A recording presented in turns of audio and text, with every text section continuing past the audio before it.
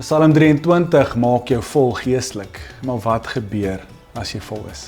Ons het by een van ons polls op Instagram gevra, watter Bybelvers wil jy hierdie jaar as jou jaarvers vorentoe vat?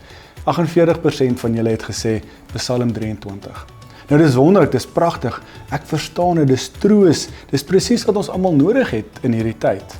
Ek laat my rus by stilstaande water, ek verkoop my siel, kan ons dit ook vertaal. Dis pragtig, dis waar, dit is so noodsaaklik in ons geestelike lewe. Maar ek wil vandag die vraag vra, as die wildsbok die water drink, hy rus, hy herstel, maar hy bly nie daar nie. Want die water was nooit bedoel om die eindbestemming te wees nie.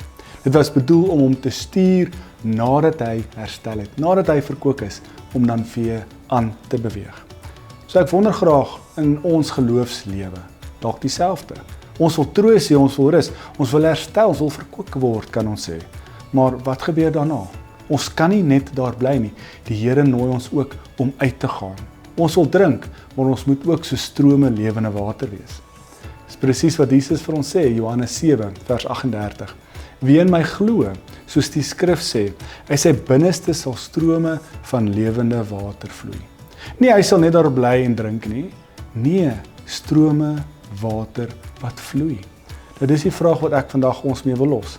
Psalm 23 is 'n wonderlike psalm, maar dit mag nie ons eindpunt wees nie.